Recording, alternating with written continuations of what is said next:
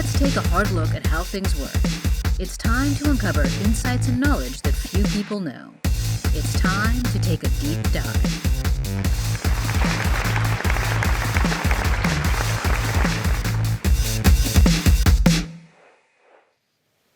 All right.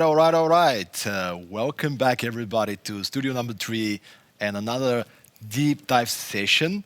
And very actually exciting session because we're going to be talking about flying robots and those type of technologies. And I couldn't be more excited to actually welcome here on stage, on our virtual stage at Podim, Walter Kirsch, Stefan Weiss, and Melanie Schranz.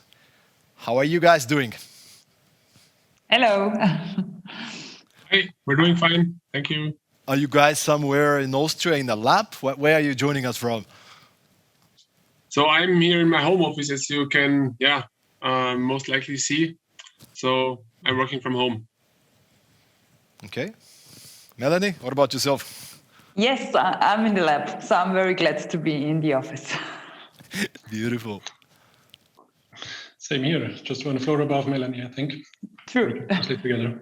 Love it. Guys, I'm super excited and curious to dive into this topic, and you're going to have a chance to actually present in just a bit. But Walter, I have a question to you. I was looking at your bio, your description, and the first thing I saw is Walter Kirsch is a system architect for multi-copter applications. And I gotta be honest, I had to go to Google and Google multi-copter. What is a multi-copter?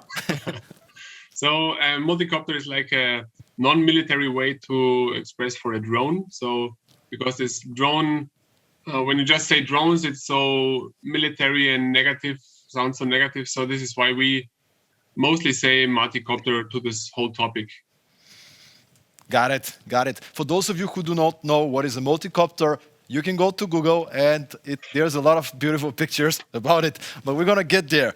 So flying robots, is that how you guys like to call this? Flying robots, is that the official name or? Not really. So when we talk about these drones or multicopters, we usually use the name unmanned aerial vehicle, so a UAV. This is typically the way we deal with. Okay. And Stefan, why are you excited about drones? What excites you about the application of drones? I think it's really the third dimension that they open, right? So a lot of times in the past, we worked with our hands and then we had robots on the ground, but really the drones, the flying robots or the UAVs, as Melanie Schranz said, they really open up the third dimension. And it's not just one dimension more, right? So it's really the environment we're acting in, the environment we're living in. We interact with each other, with humans, with robots. It's just more natural. It gives much more opportunities, much more possibilities, applications to work together to get towards more elaborated processes and then future-oriented applications. You know, it's an early afternoon, and I'm just imagining like a multi-copter flying around with another cup of coffee, just like coming out here. But like talking about the applications of this, you know, I'm imagining applications in terms of, for example, video surveillance and video shooting. But could you maybe give us, and I'm sure in your presentations you prepared some things, but just for the normal human beings like myself, a little bit of an idea of where do drones come in? What are some of the practical applications of drones? Well, I can start. I'm sure the colleagues have other applications in mind. But video surveillance, video shooting, I think is one application area where things started. So it's a little rather controlled environment where you have specific tasks at hand with no contact and no interaction with the environment. Basically just grabbing video. But nowadays we're much further. So we can have drones interacting with people, and I think Walter has hopefully a nice video. Yes. Showing a drone interacting with people, but also not only for the fun part, but really for the application sense in terms of helping humans, in painting, spraying, screw driving, etc. So inspection is only one thing where things started. where you don't have interaction with the environment. But I think the real future lies in the interaction with the environment, helping humans really hand to hand in basically doing things. But Walter, I think you can have some interaction with humans as well, right? Would you add something on top of what Stefan just shared? Yes, I'm quite complying with everything he was saying. And yeah, with human interactions, we at Infineon made a really nice use case where we had a huge drone which was towing a wake skater across a river in Slovenia. And yeah, this was like a first project of this kind. And we were just showing that what kind of interactions are possible in this multi-copter field. Mm-hmm. And actually, talking about the future, again, you guys are working in the field. You have a lot of knowledge. I'm curious, looking 10 years in the future, how do you imagine, the world of humans interacting with drones? Like, could you paint us a picture of what could we expect 10 years in the future in this kind of area? Maybe Melanie, we can. So if Melanie, okay, thank you. So yes, so I'm dealing mainly with swarm intelligence, and this is a field that you will see also then in my presentation wants to give these UAVs or multiple UAVs more and more autonomy so that they are able to work with even less human control in applications that are quite interesting to support us as a humans.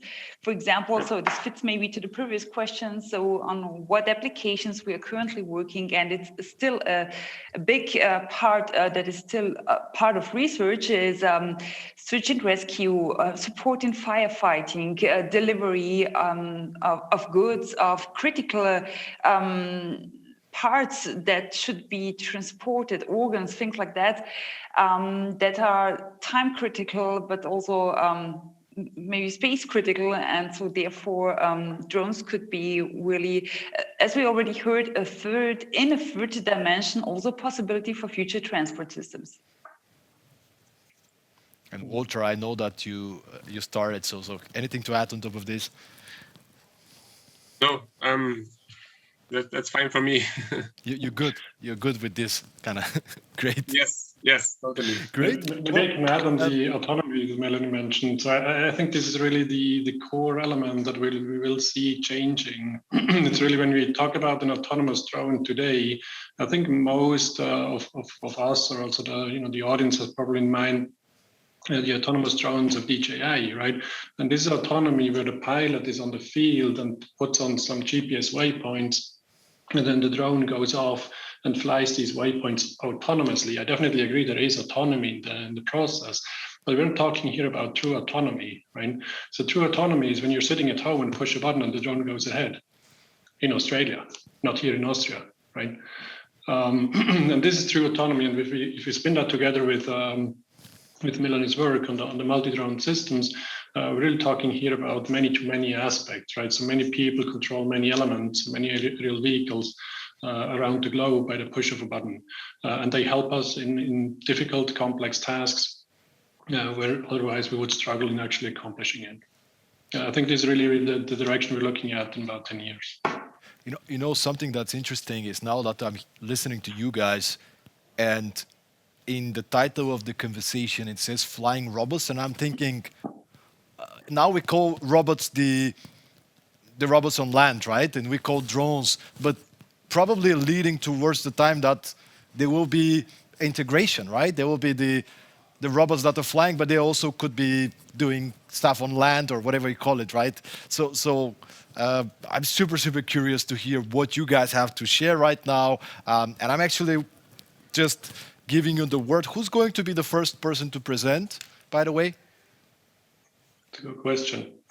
I think Stefan, then Melanie, then me, was told by me. I mean, I can also start if you want. I don't care. Okay, so Stefan, you okay? You on to the task? All right. So, yeah. Well, the floor is yours. You guys have around 30 minutes, and enjoy yourself. I'm super curious. All right. Are the slides visible? Yes. All right. Good. Well, thank you for this opportunity. Thank you for giving the chance here or the honor to open that presenter slot. I will be talking here a little bit about the Drone Hub Klagenfurt. This is specifically focused on the University of Klagenfurt, where I'm leading here the research group of control of network systems. But it really goes a little bit beyond that. Since at the university, we developed a really strong expertise, or world-leading expertise, essentially networked autonomous aerial vehicles across different research groups and institutions.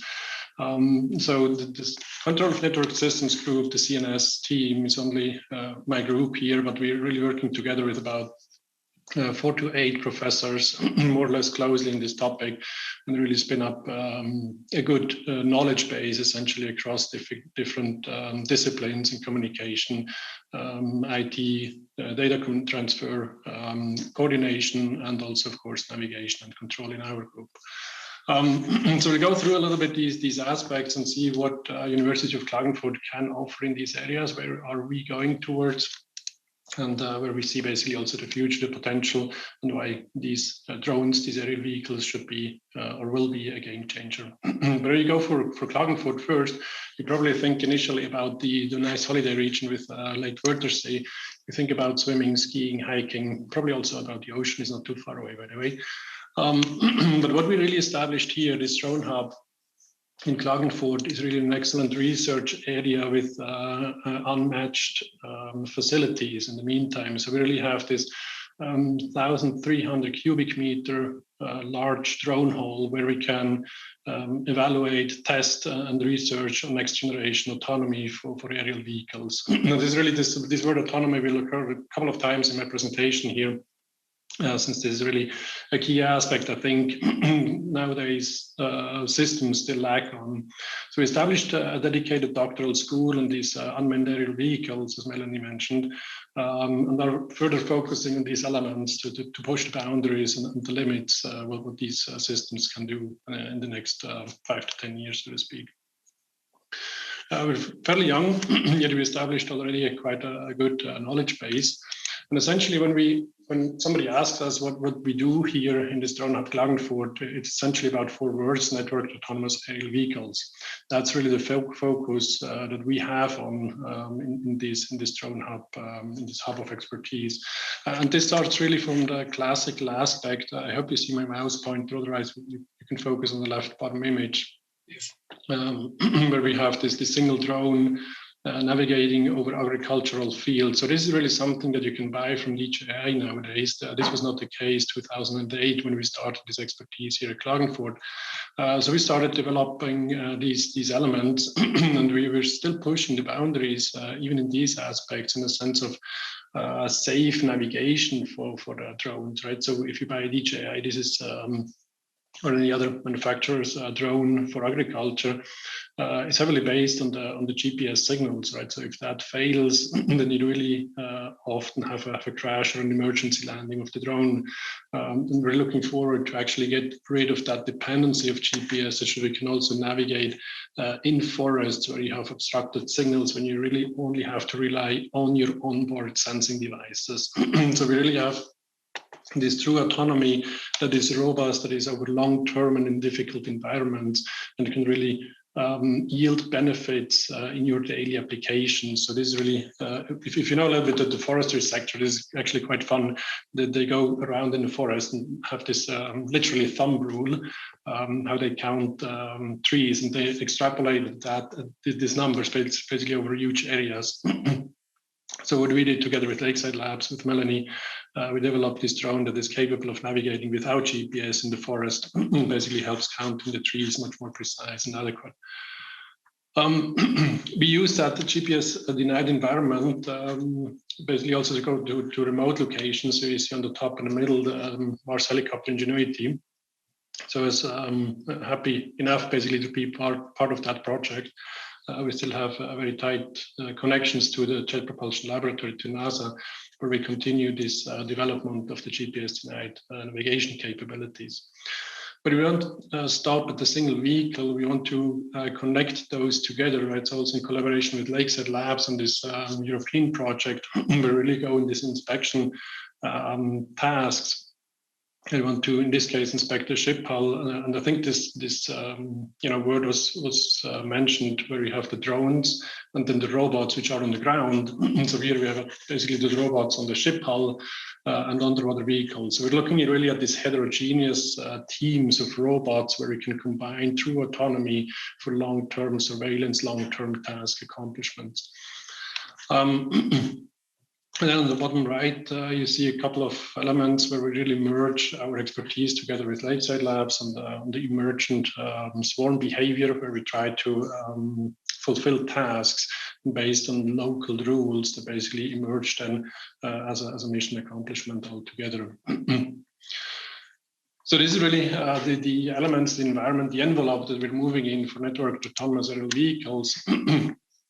And you can go then for an application point of view, you can see that in a virtual environment, you can design very far away. And this is what I meant before. So on the left side, you see somebody in Aachen actually designing on a virtual ship. There's some waypoints to basically be inspected on a virtual ship. And then these commands are sent live to our drone hall in Klagenfurt, so across the country. And the real drone then flies that path that the person defined virtually on the ship. Right? So this is really an application where we are, although being a research institution, but we really are there. But basically, you can use that in a company as a product, right? So when you design remotely an inspection path, then that drone acts on that path in a very remote location on the real system. So we try to, this project is we try to accomplish this remote inspection of ship hulls, where basically the ship is somewhere on Earth and the inspector is somewhere else, and then we can live have this, insight of the ship's well-being.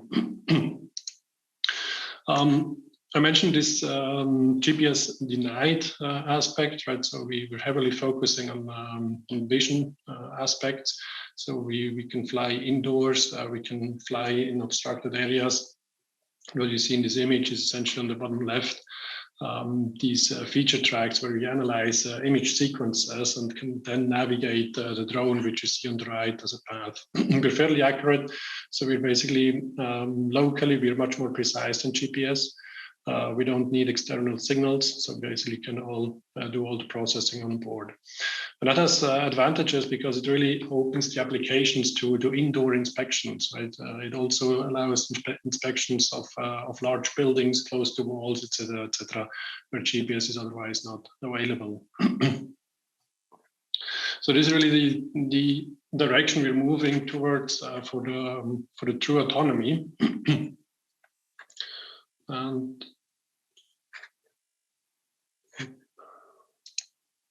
okay, and we're using for that really this drone hall, this infrastructure that we have since 2019 here at the university. This an infrastructure that belongs to the university itself, so basically you have direct access. And it's, as far as I know, it's the largest drone hall of its kind. It has millimeter tracking capability of any object that you place in the volume. So you see here a couple of cameras that basically track the objects in the whole 1,300 cubic meter. And we also have 5G connectivity for next generation mobile communication aspects. So this goes also, again, in this aspect of basically the swarm behavior as soon as we have multiple agents then acting together for a complex task. On the research topic, in general, so whenever you want to connect with us and where we can provide expertise to help you as a small company, but also as a larger enterprise, very strong in autonomous navigation and control, swarm coordination, mission planning, image processing, both for the navigation, but also for the communication. So basically checking what data needs to actually be transferred, what is meaningful, what has what utility function for your application, right? And then again, the human UAV interaction, where we try to have a vehicle as autonomous as possible, such that unexperienced user can interact with it. Good. Looking here a little bit at the time, skipping a couple of slides here. Basically, the idea is that we don't want to have predefined multiple vehicles, but really a small set that is completely autonomous, that can navigate 24/7 over an area and give you very high spatial and temporal data.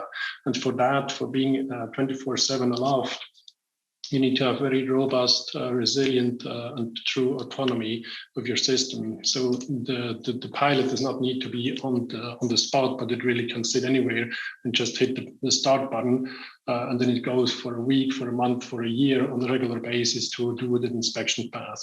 Right. So it does the coordination and planning by itself, does an automated planning and exploration strategy, and basically uses the utility-based elements to transfer you the data that is needed, right? So you can imagine that when you fly 24/7 on that area, you generate tons and tons of data, and you need to have some intelligent way to actually be able to process that data. On the autonomous navigation, and this is really where we can help you, I think, most connection-wise, so B2B, but also in the research collaboration point of view, is on the autonomy aspect. So we're focusing on this multi-sensor fusion to have multiple information around the environment to keep that aerial vehicle aloft no matter what.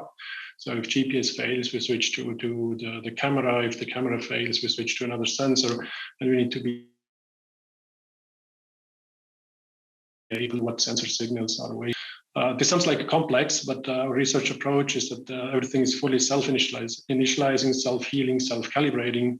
So we don't assume any expert to actually handle that platform. So we try to be not only autonomous in the navigation, but also autonomous in the calibration and the usage of the sensors. And so this is something that we elaborate on a research perspective, but also with a spin-off. So this is still in the works, so stay tuned. But we can definitely help you on a B2B basis here if you are looking into making the vehicle of your choice autonomous, right? And we're actually trying to really democratize this true autonomy of aerial robots with a special focus on also on the GPS independency. So we try to be vision-based, extend this vision-based capability to basically provide navigation capabilities in difficult environments. So again, this is something that can help you on a research basis, but also on a B2B basis. Let me know if you're interested also from an investor point of view, if that's on your portfolio list. Happy to talk a little bit more about that. And this is basically the expertise that we provide, the elements that we see as most important in the future to have really this resilient autonomy capability to navigate basically in difficult environments and to provide robust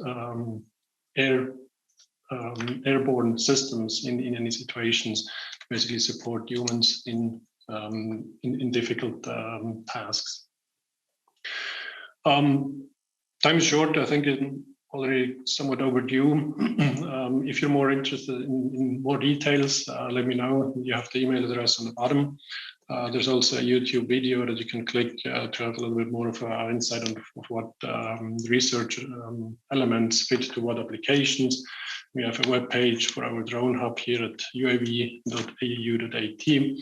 And I think with that, I'm open for questions and leave that video a little bit running for your pleasure of the eye, so to speak. This is a sync and swarm video that basically has this emergent behavior of different drones accomplishing a specific task based on local rules. And I think this is also what Melanie will then talk a little bit more in detail.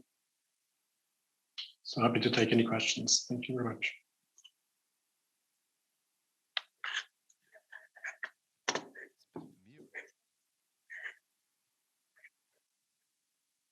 Okay, welcome back. Thank you guys for presenting us this. And we actually have a question.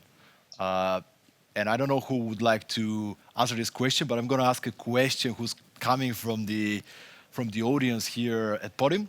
And the question is, and let me try to get this question. Why is Carinthia so focusing on drone technologies in comparison to other regions in Austria?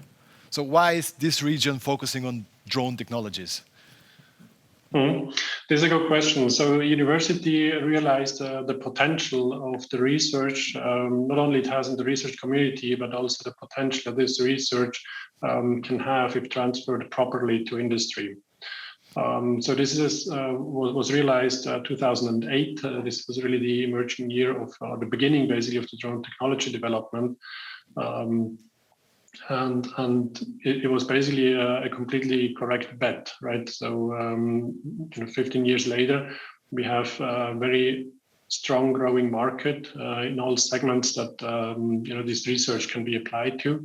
And we have a dedicated knowledge transfer from the university to companies. So this happens in one part on the spin-off that I mentioned before, on the other part through the construction of the Lakeside Park, where also Lakeside Labs is part of it, where we really have this, this flow from the, let's say, ivory tower or the research to the company, to the real life. And I think this was really the reason why we did that, why the university went that route, is really because they realized already in 2008 the potential and the possibilities in that technology. And what are the possibilities like for young people, for people, aspiring professionals who are interested in the developing in the sector with drone technologies? Do you think there is enough possibilities for them to find job placements in the region? Absolutely, yeah. So there's definitely different opportunities. You can essentially, choose even the path in which direction you want to go. So either in research, then we have excellent opportunities at the University of Klagenfurt with excellent working environments, different level, right? So that's from student to PhD, postdoc, or even tenure track position. And then also in the industry, of course, and I think Walter will talk about that. So Infineon is also heavily focusing on using that technology with their components, semiconductor components. And I think this is really a good combination of potentials in potential and possibilities in research, but also industry. Young experts can use. If it's not a large company that they're looking at, we also have smaller companies, drone manufacturers in the area that will be using that expertise that they will be developing in their studies or otherwise, learn in the area of drone technology. Okay.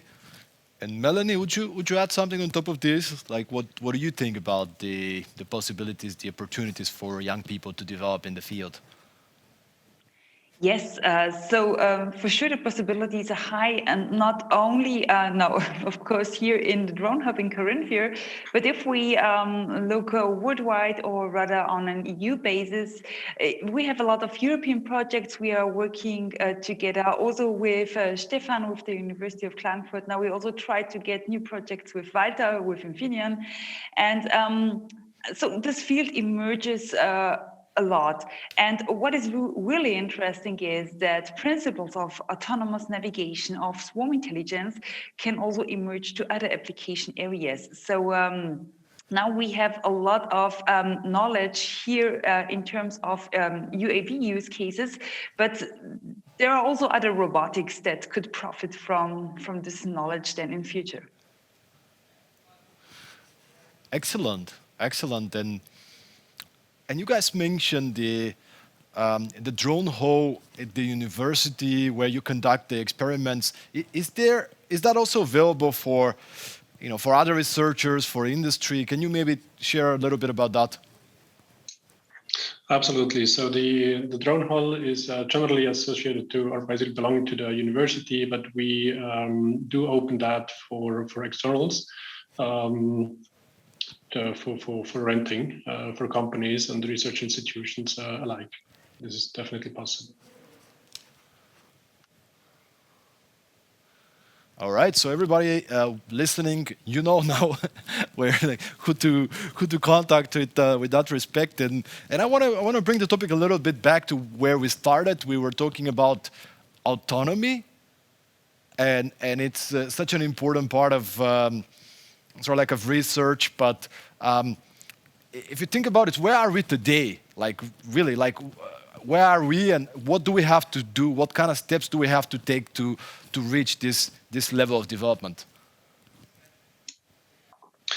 So I think you're referring to this so-called true autonomy, right? So where we not only just fly waypoints, but really have this human basically out of the loop. So what is necessary to reach that level? So this is really the core aspect to actually manage that level of autonomy is to have robust state estimation, robust localization and control. I think you all have this video in mind where the drone crashes just behind a ski racer, and this just is not supposed to happen, right? And we're researching in the direction that we are resilient to environmental changes, to failures on the platforms, the sensors themselves. We can realize that, we can mitigate that, we can self-heal the system. And these are the capabilities that are still required to have trustworthy long-term autonomy capabilities for aerial vehicles. This is a difficult part. And really this long-term aspect is, I think, what the boundaries are still nowadays. Where basically the human can sit at home and have the vehicle operating 24/7 over months, right? And this is what we're developing here. The research group basically have this multi-sensor fusion element that I showed in the slides. So this is a patented element that will be basically used in the spin-off to provide, to democratize this autonomy for the vehicles, whatever you have in mind. Mm-hmm. And if I get back to Walter, why do you think businesses should pay attention? You know, the industry should pay attention to drone development, and could you maybe point out, like we spoke a little bit at the beginning, but point out some interesting trends when it comes to the industry in terms of utilizing and following the development of drone technology? Yes, so of course you want to have a look at the market, where the market is heading to. For example, everything nowadays, as Melanie mentioned in the beginning, is unmanned aerial vehicles. And at this point in time, the market is heading to manned aerial vehicles. So you need a lot more power. And this is where our power semiconductors from Infineon come into play. We can provide this technology to enable this manned aviation, manned electrical aviation, with the right security aspects, as we have some automotive grade components. They are perfectly fine to use for aviation as well if you certify them in the correct way. So I think this is where we capitalize the most. We have a look where the market is heading to, and we try to find the right products to place in that market. For example, the manned multicopters now. Melanie, would you like to also add something? You've been also working as an innovation manager in the industry, so you have a sort of like an outside look from the business perspective as well. Would you add something on top of what Walter shared? So yes, so we already talked about possible future applications, and as Walter mentioned, manned aerial vehicles, so in terms of drone taxis and transport in the third dimension is of course a big topic. So especially in terms of transporting of people, but also transporting of goods. And again, having this individual aspect of transport on demand, this is for sure a big topic.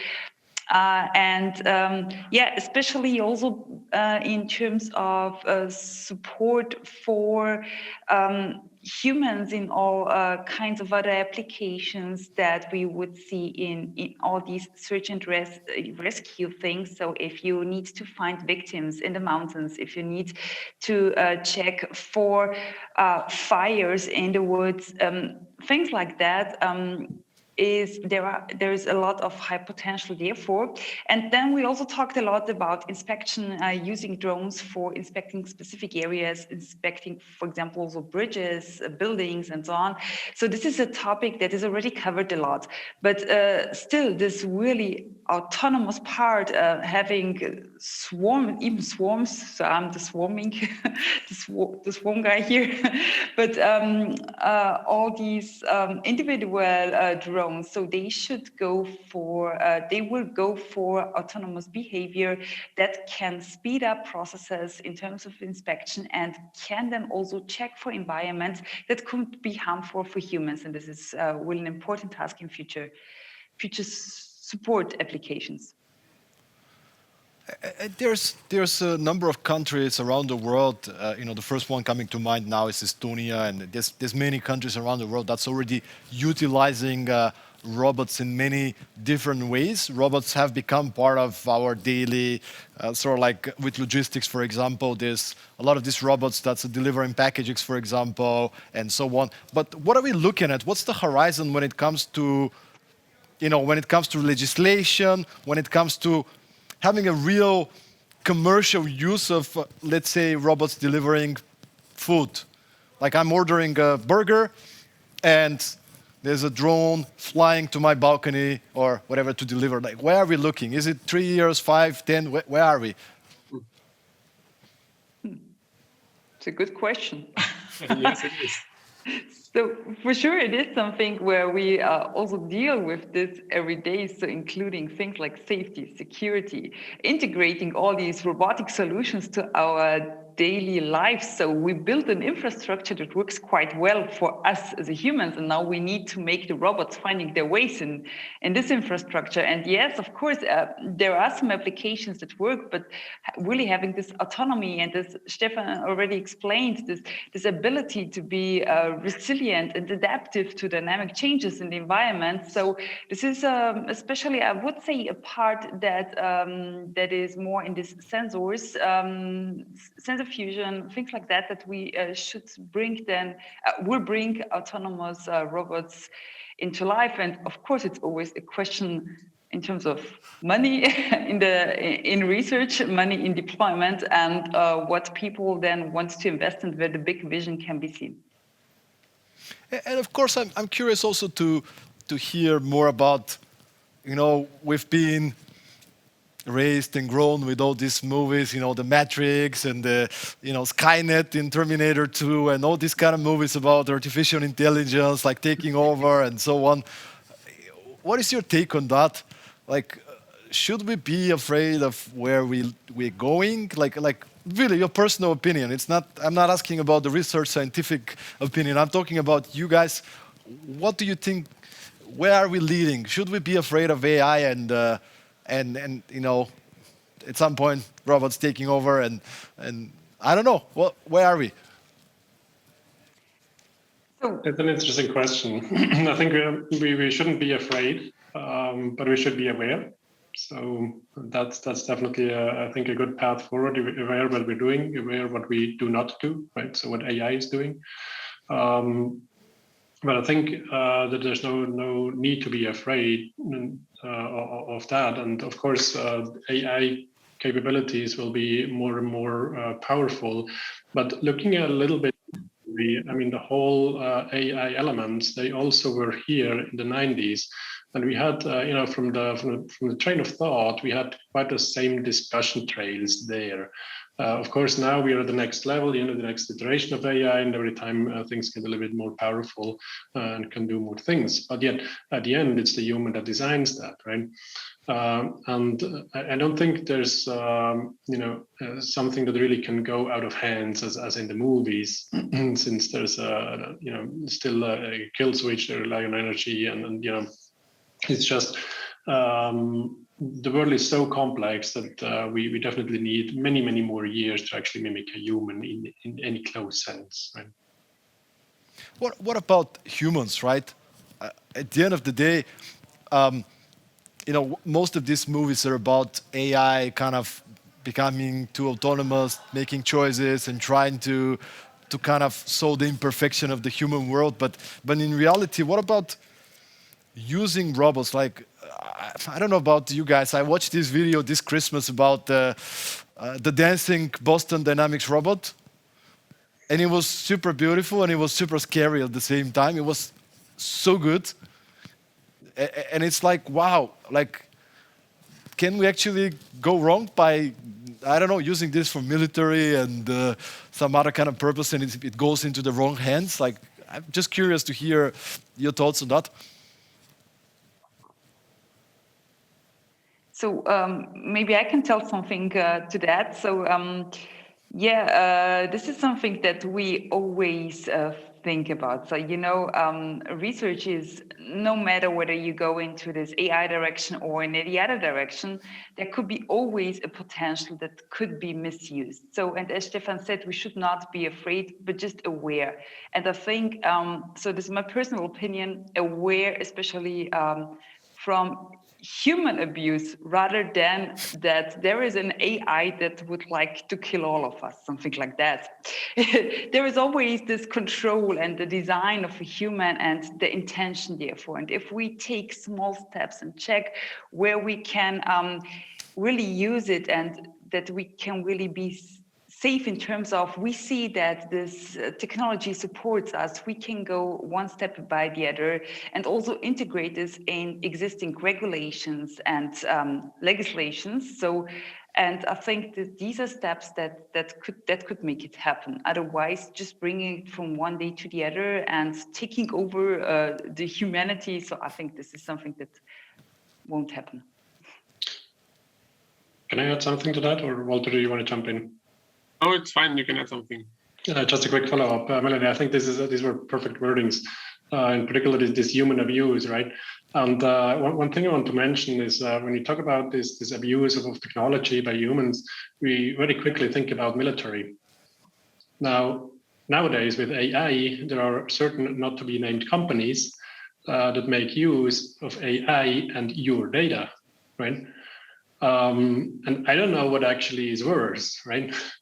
So we're going here in a heavily worrying direction, in my opinion. And this is, I think, where we, are not past, but are passing the point of being aware.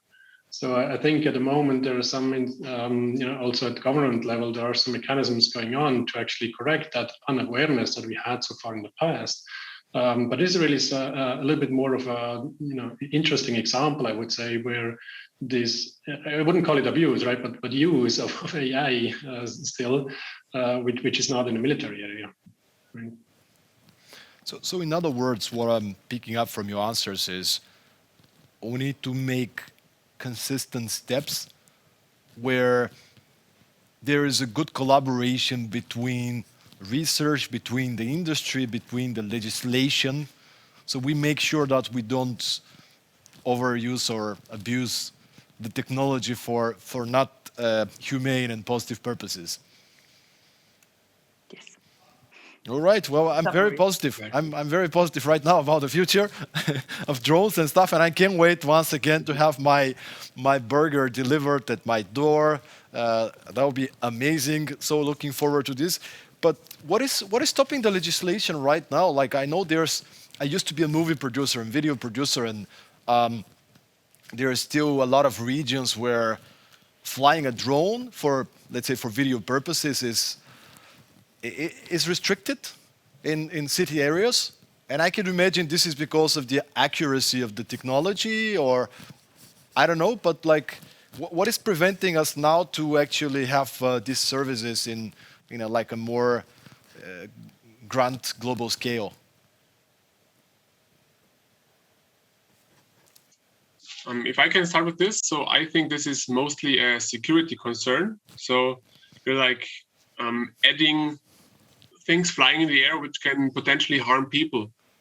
And of course, birds also can fall from the sky, but yeah, I mean, they're there, but the drones you're placing artificially in this airspace, and they can be a potential risk for everything, especially in the suburban areas and urban areas. In the middle of the cities, it's not, easy to handle that. But as Stefan mentioned in the beginning, there is this third dimension, which is not only the third dimension, but even more. And I think if it's done right, it can go right, but there's not a big margin for errors, so it can go wrong easily as well. Got it. And we actually have a question from the audience, which I want to ask you, and whoever feels like this is the question for you, feel free to answer. So the question is regarding the liberalization of regulations for autonomous flying, which country tends to be the first one, and how soon will the European Union do it?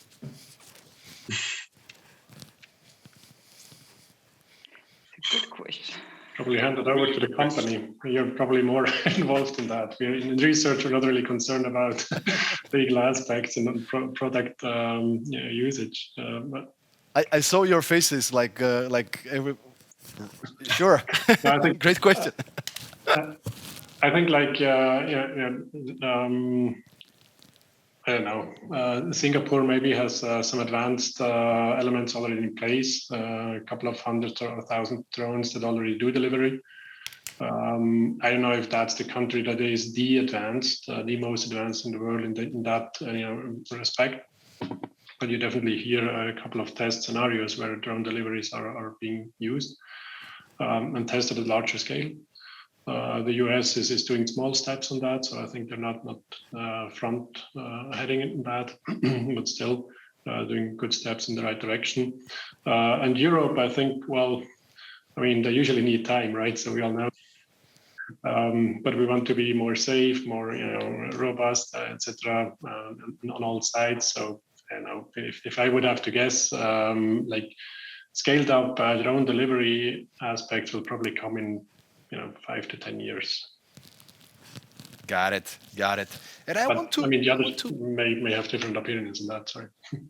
No, I'm totally with you, Stefan. So I think it's and this is also, I think, a good way to really also check for regulations, check for the real rules that should be applied. And as Walter also mentioned, so there's a lot of potential for things going wrong. And still, I think, embedding things into existing infrastructure is always a little bit more critical than building it from scratch. And I think it's fine that we have these regulations and we really also start thinking of things like privacy issues. And this is another question we need to talk about, but actually I want to lead the conversation a little bit about something else, and it's about you guys, and more, I'm sure many people watching right now Podim and they get excited about this. Are you looking for any kind of partnerships, collaborations? Like, what is it on your mind, on your heart right now?